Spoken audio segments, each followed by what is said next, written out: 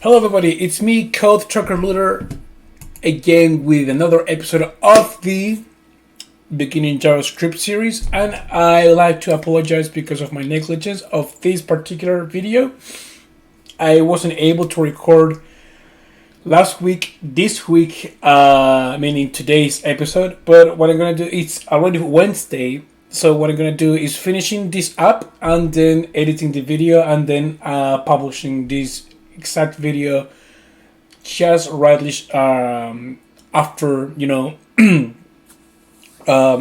recording it. So without further ado, guys, we learned yesterday how to make a converter from Fahrenheit to Celsius. So apparently now what we're gonna do is making that temperature converter user friendly. So let's get down to the business. Okay, so it's gonna be, name it chapter 2. It's going to be right here. New. Chapter 2. Sample 6.html. And of course, we've got the doc type. HTML lang en. Got the HTML over there. Start with the head. And we had the title, chapter 2, example 6. Let's get from the head. Let's go to the body now. In the body, we're gonna have the script. And now we can use our usual slash comments.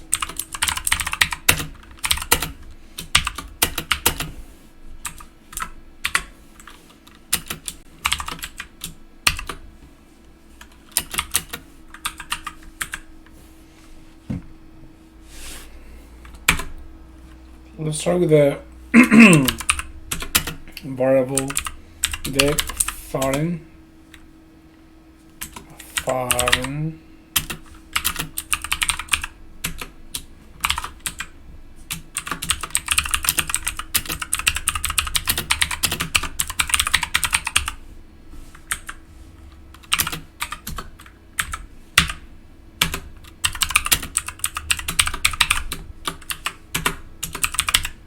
the accent equal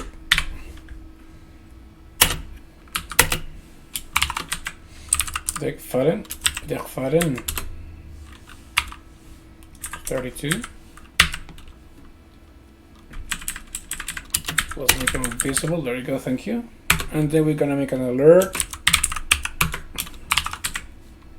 Dec foreign plus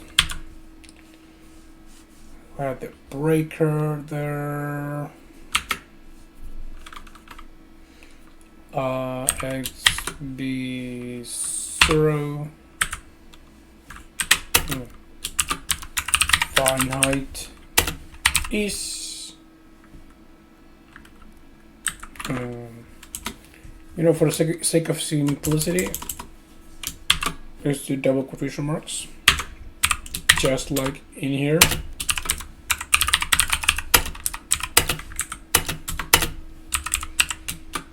The accent plus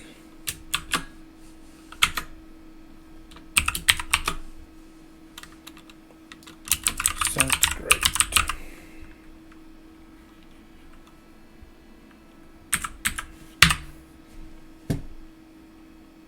Oh, XB0, there we go.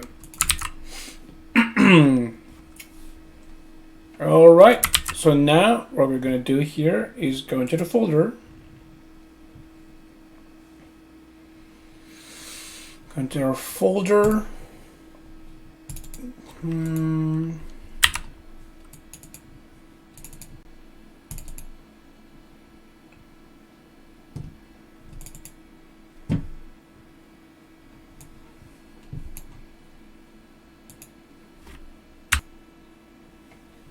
There we go. If you guys didn't see it, 50 78 it's 78 Fahrenheit is 25.5555 centigrades. Yeah. Okay, let's read.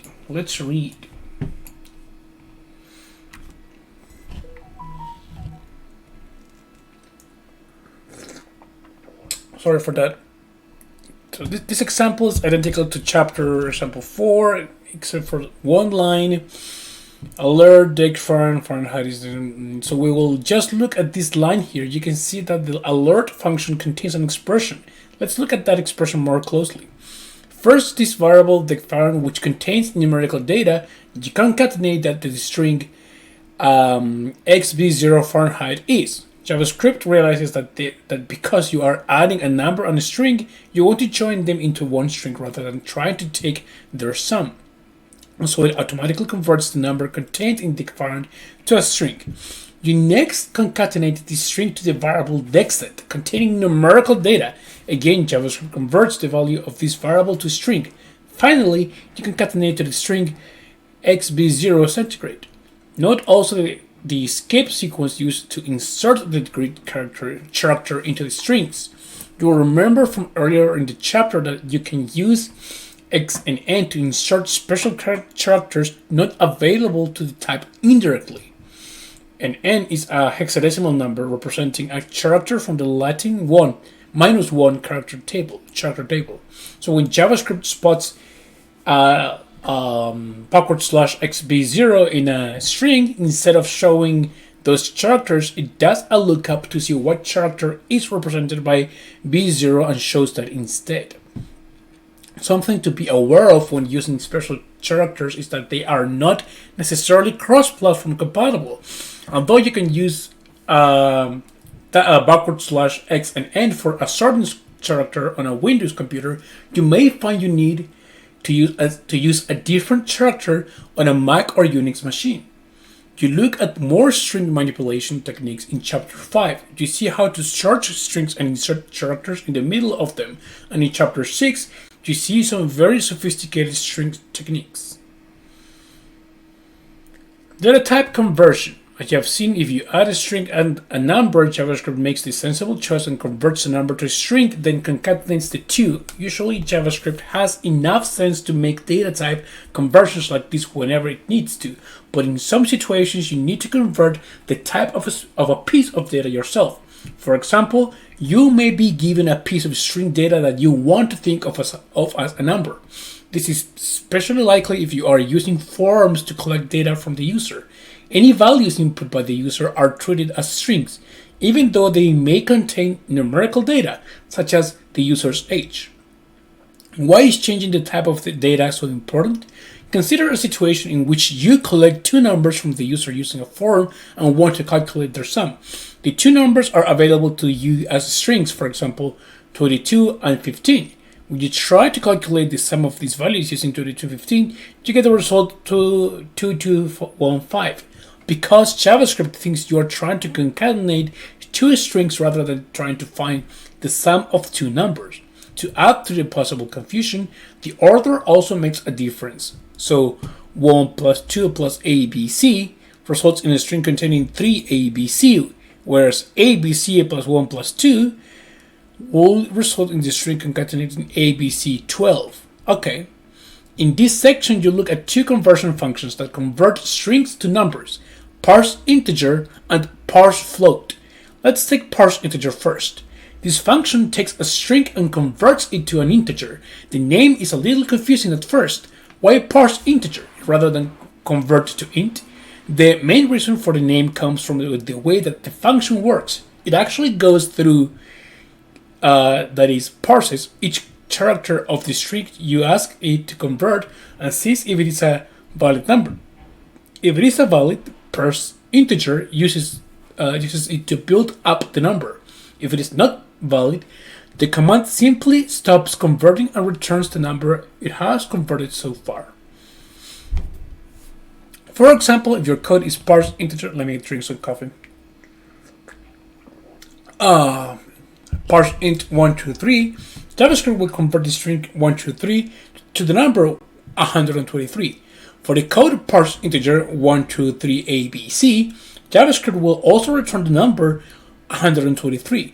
When the JavaScript engine gets to the letter A, it assumes the number has ended and gives a 123 as the integer version of the string 123ABC. The parse float function works in the same way as a parse integer, except that it returns floating point numbers, fractional numbers, and that a decimal point in the string, which it is converting, is considered to be part of the allowable number. Okay, let's go into chapter 2, example 7.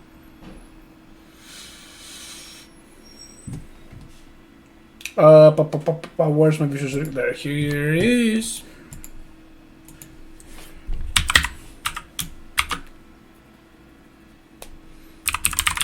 Example 7.html. There we go.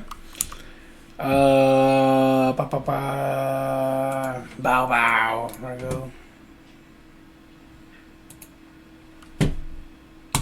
Correct. Doc type HTML lang Ian. It's very much rudimentary stuff already, right, guys? Title chapter 2 sample 7. Go to the body. In the body we're going for the script.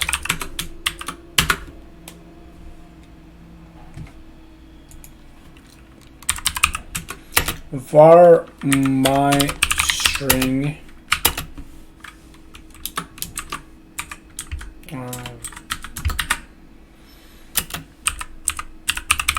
decrease integrate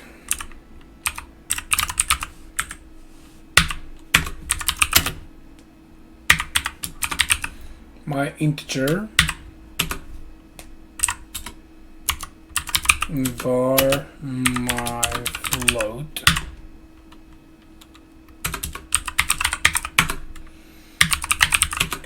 right.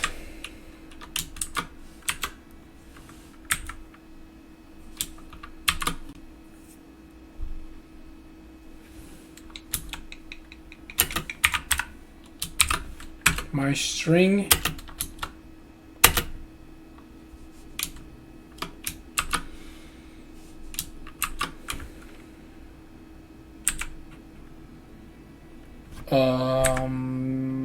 needs to be here, I guess, is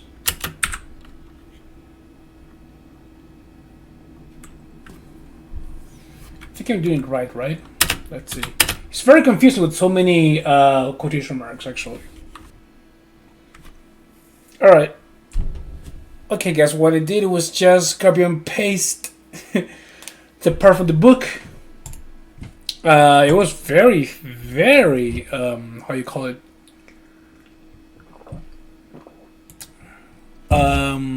Confusing at first. But, okay, let's keep going. My integers equals parse integer my string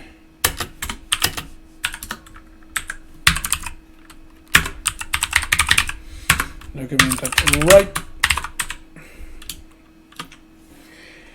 You know what? Let me do it again. So many double quotation marks are really screwing my head. So, with that being said, oh, wait a minute. What did I do? There we go. So I guess you can break it, huh?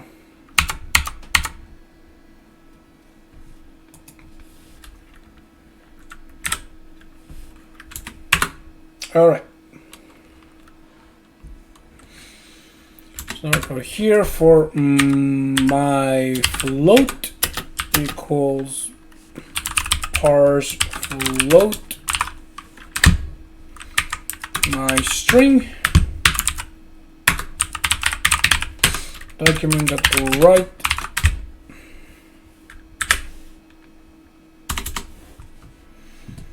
the same thing And of course, you guys can see this code in my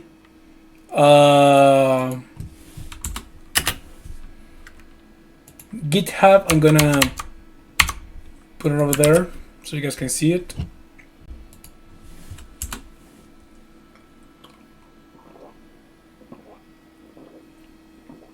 God, this graph is so good.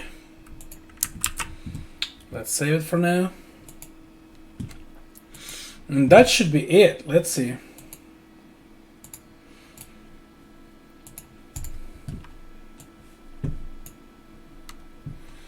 I don't know if that's supposed to be like that. Let's see. Oh, okay. Well, yes, it is. So, load into your browser and you'll see 3 lines written in the web page as shown in figure 2.8. Okay, if you have something equal to this, then it might work. Let's read why. Your first task in the script block is to declare some variables. The variable myString is declared and initialized to the string you want to convert. You could just as easily have used string list directly in this example rather than storing it in a variable. But in practice, you will find that you use variables more often than literal values. You also declare the variables myInteger and myFloat, which will hold the converted numbers, as you can see here. Next, you write to the page the converted integer value of myString displayed inside a user-friendly sentence you built up using string concatenation. Notice that you use the skip sequence to display quotes around the strings you are converting. Yeah, the thing that screwed me up, that's the thing. It's really confusing when you're just using double quotation marks. I think Python is screwing with my head in some ways. As you can see, you can use parse integer and parse float in the same places you would use a number itself or a variable containing a number. In fact, in this line, the JavaScript engine is doing 2 conversions. First, it converts myString to an integer, because that's what you ask for by using parse integer. Then it automatically converts that integer number back to a string so it can be concatenated with the other string to make up your sentence. Also note that only the 56 part of myString variables value is considered a valid number when you are dealing with integers. Anything after the 6 is considered invalid and is ignored. Notice the second value, the number 10, that is passed to parse integer. This is called the radix, and it determines how the string is parsed into a number. By passing the number 10, you tell the parse integer function to convert the number using the base 10 number system. Base 10 is our common number system, but you can use parse integer to convert numbers to binary. Base 2, hex, base 16, and other number system. For example, parse integer converts the number 10 using the binary number system, resulting in the number 2. Always specify the radix. Without it, JavaScript guesses what number system to use, and you could encounter unexpected results.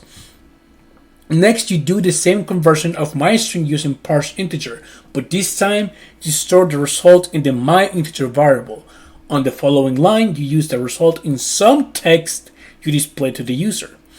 MyInteger parse integer, document right mentioned, when converted to an integer equals myInteger. Again, though myInteger holds a number, the JavaScript interpreter knows that plus when a string and a number are involved means you wanted the myInteger value converted to a string and concatenated to the rest of the string so it can be displayed.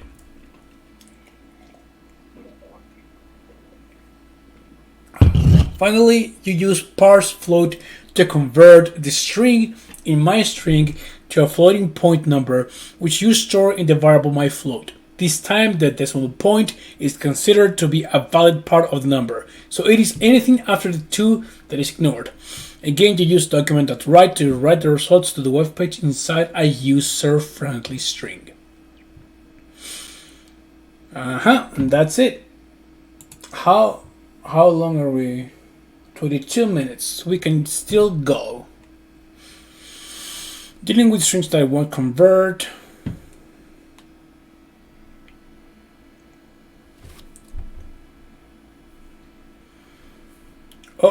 guys. Oh, arrays. Oh, okay. Oh, we're gonna see the arrays in this chapter. Okay. I think with this entry chapter, entry example, we can finish the episode for here, and then let's make this exercise here, if we can. Okay, arrays are pretty important. Now we're going to look at the new concept, something called an array. An array is similar to a normal variable in that you can use it to hold any type of data. However, it has one important difference, which you see in this section. As you have already seen, a normal variable can only hold one piece of data at a time. For example, you can set my variable to be equal to 25, like so, and then go and set it to something else, say 35. However, when you set the variable to 35, the first value of 35 is lost. The variable, my variable, now holds just the number 35. The difference between such a normal variable and an array is that an array can hold more than one item of data at a time. For example, you could use an array with the name myArray to store both the numbers 25 and 35. Each place where a piece of data can be stored in an array is called an element. How do you distinguish between these two pieces of data in an array? You give each piece of data an index value to refer to that piece of data. You enclose its index value in square brackets after the name of the array. For example, an array called myArray containing the data 25 and 35 could be illustrated using the following table. Notice that the index value is stored at 0 and not 1. Why is this? Surely 1 makes more sense. Okay, this is typical. 0 is the first number and 1 is the second number, blah, blah, blah. Okay. So that's how you do it. Var myArray, that is basically like the grammar for the arrays in JavaScript. It's pretty standard. So you enclose with brackets and then Paul 35 John. Okay. All right, and that's how you sort it out. Okay. All right, let's get going with the arrays, shall we? Where is my code?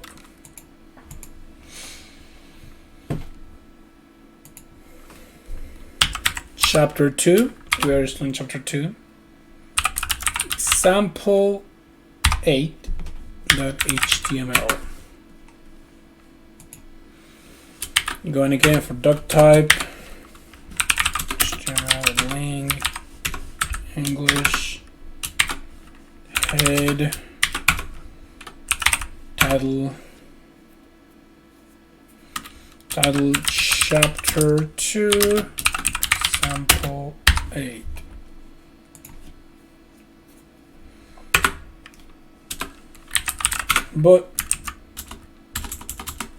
Body script. Oh my god.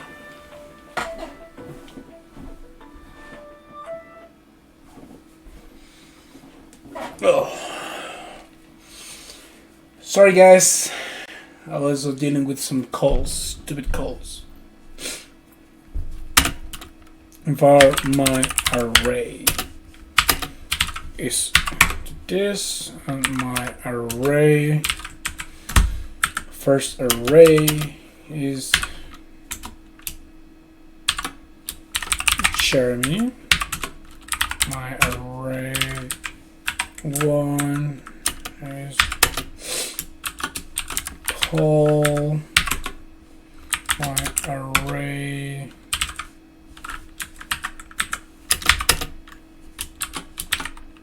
John. Document that write my array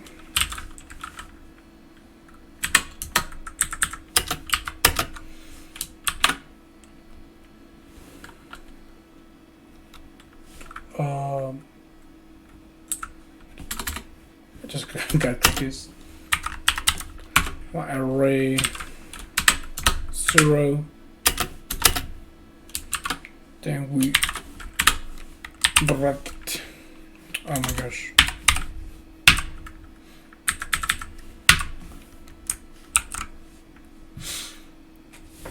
We can do it again.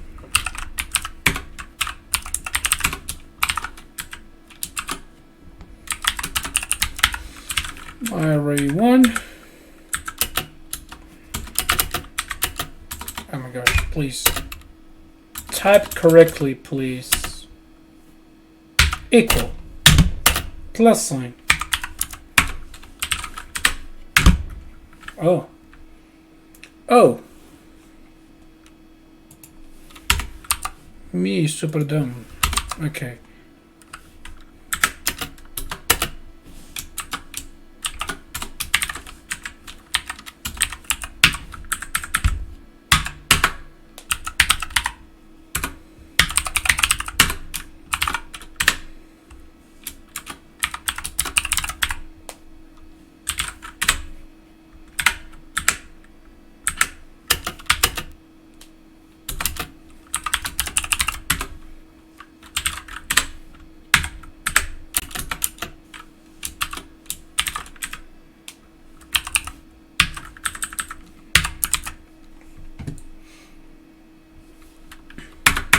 All right, I'll make my array 1 equals to Mike. Then we do document dot write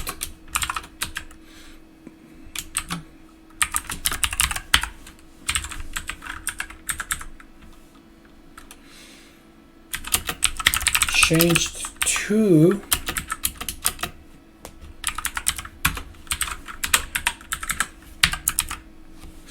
all right, we save, and now we go to the page, and also we go to example 8, and wait a minute. Okay, I think I need to. Alright guys, I just knew what happened. I'm so fucking dumb. I'm so stupidly done.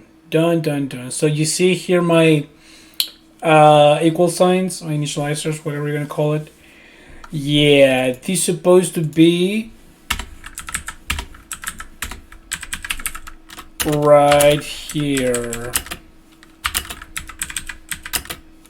The JavaScript engine or the web browser engine was just throwing an exception to it. Of course, it doesn't show anything to me in this. Now, if we go, there you go. So that's how it is. Okay, so how did I cut the error? Was thanks to this web page over here, which is called codepaint.io. Codepaint.io is an amazing web page in order you to prototype your HTML, CSS, and JavaScript code. And it actually showed me the error over here in the JS file that you have here. Of course, VS Code didn't show me any errors because it's just a text editor and not an actual, like IDE, basically. So that's how it is with the arrays. I'm sorry for that if I took too long, but that's how the arrays works. We are going to see more in detail next episode. We're going to read the book, of course, and see. Okay? Thank you very much, guys, and see you guys next time for more JavaScript. Oh, and also, I was thinking of other projects to do, maybe like a read-along of programming books that we could do, for algorithms, stuff like that. Maybe not. I'm not gonna read, so I'm gonna use some AI thing integrated with it, so it could be, I don't know, like for a better quality. But let's see. Let's see those projects how it goes. Okay. So thank you very much, guys, and see you guys next time. Bye bye.